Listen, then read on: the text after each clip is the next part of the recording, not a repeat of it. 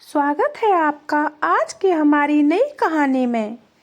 बचपन में हम सब कितने मासूम रहते हैं, कोई भेद नहीं रहता। सबको देखकर एक सा रिस्पॉन्स देते हैं। कौन अमीर है कौन गरीब, यह सबका भेद नहीं। जिसने भी हंसाया उसके सामने हंस दिए, जिसने लाड़ लड़ाया उसकी गोदी में चले गए। बड़े होने पर ऐसा नहीं होता, अकल आते ही सब दिखने लगता है। कौन गरीब है कौन अमीर है, कौन ऊंचे पोस्ट पर है और कौन नीचे पोस्ट पर।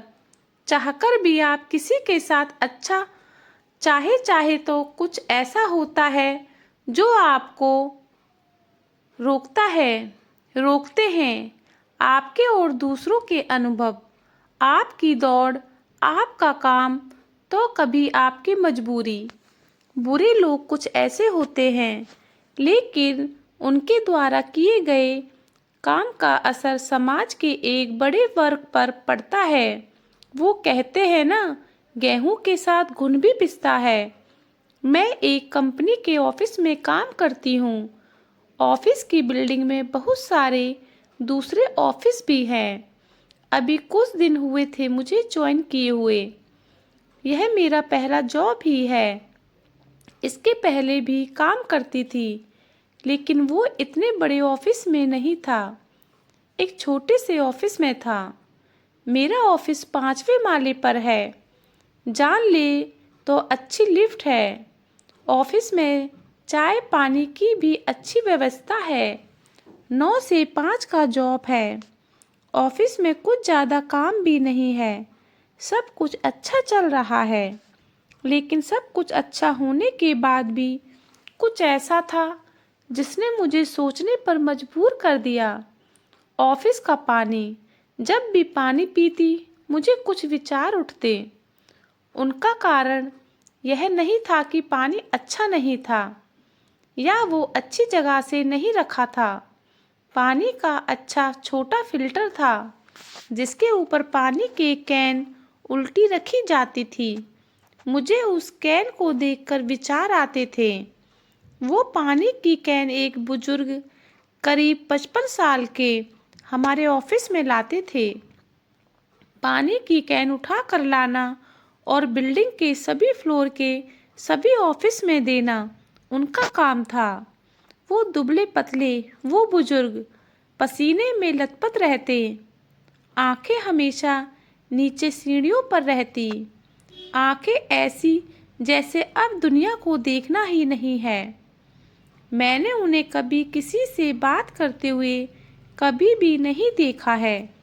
बस उनको देखकर हमेशा यही ख्याल आता है कि आखिर उन्हें यह काम लिफ्ट से क्यों नहीं करने दिया जाता। पानी वाले और दूसरे ऐसे काम करने वालों के लिए लिफ्ट में जाना मना था, इसलिए उन्हें पानी रखने का काम सीढ़ियों से करना पड़ता था। सीढ़ी चढ़कर 1 से 5 फ्लोर तक जाते थे और बारी बारी सभी ऑफिस में वो पानी रखते थे। आप अब ऐसी पोजीशन पर हैं कि आप उनके लिए सिर्फ दया भाव रख सकते हैं। बस देखकर यह बोल सकते हैं कि अरे यार, बेचारे कितनी मेहनत करते हैं, और फिर ऐसा बोलकर अपनी जगह पर वापस बैठकर अपना काम करने लग जाते हैं। यह भी सही है, और इसके अलावा हम अब कर भी क्या सकते हैं।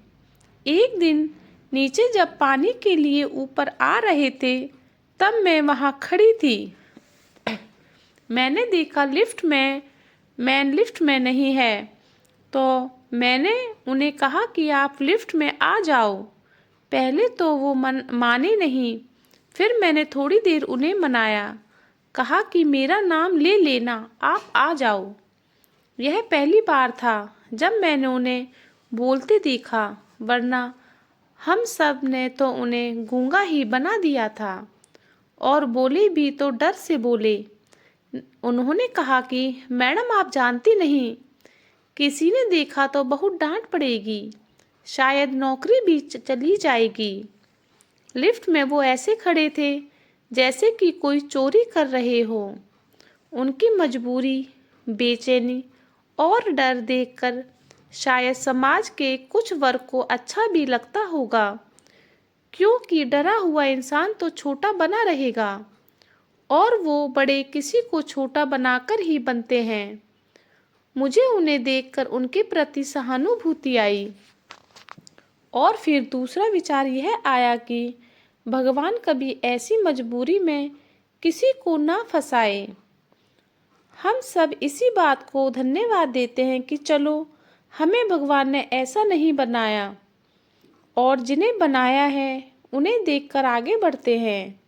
लिफ्ट के 5 फ्लोर पर जब लिफ्ट रुकी तो लिफ्टमैन को देखकर उनके जैसे प्राण ही निकल गए थे। लिफ्टमैन कुछ बोलता उससे पहले मैंने बोला कि भैया, इनको मैंने बोला था लिफ्ट में आने के लिए। वो लिफ्टमैन बिना कुछ बोले सर हिलाकर उनकी ओर ऐसे देख गया जैसे वो इंसान नहीं थे। वो भी सर झुकाए निकल गए। ऑफिस में जाकर बैठी तो थोड़ी देर बाद बॉस ने बुला लिया। बात वही थी, लिफ्ट में पानी वाले को क्यों आने दिया।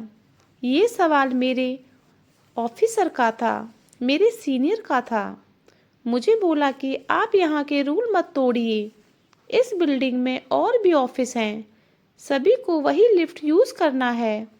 लिफ्ट खराब हुई तो आपको उसका मेंटेनेंस चार्ज देना होगा। बस इतना तो काफ़ी था मेरी अच्छाई और सहानुभूति को दबाने के लिए। अब मैं औरों की तरह बन जाऊंगी। लिफ्ट में आने के लिए उन्हें कभी गलती से भी नहीं बोलूंगी। समाज हमें कठोर बनाता जाता है। यह कठोर उन बुजुर्ग जैसे अच्छे इंसानों की वजह से नहीं बनाता। उन्हें तो यह बेवजह सहना पड़ता है उन लोगों की वजह से जो ऐसी व्यवस्था लाने के लिए मजबूर कर देते हैं। हमको यह सब देखना होता है। अभी तो मन में सहानुभूति, दया भाव है, क्या पता आगे जाते जाते यह सब खत्म हो जाए। एक लाइन अक्सर लोग कहते हैं, भलाई का जमाना नहीं है। यह लाइन ऐसी ही नहीं बोली हुई पहले भलाई करके देखी होगी और उसके परिणाम जो मिले होंगे तब यह लाइन बनी होगी। लेकिन बात तो यह भी सच है, जाके पैर ना फटी बिबाई, सो क्या जाने पीर पर आई। दोस्तों, अगर आपको ये कहानी अच्छी लगी हो तो लाइक करें, सब्सक्राइब करें, कमेंट्स करें एंड शेयर करें। थैंक यू दोस्तों।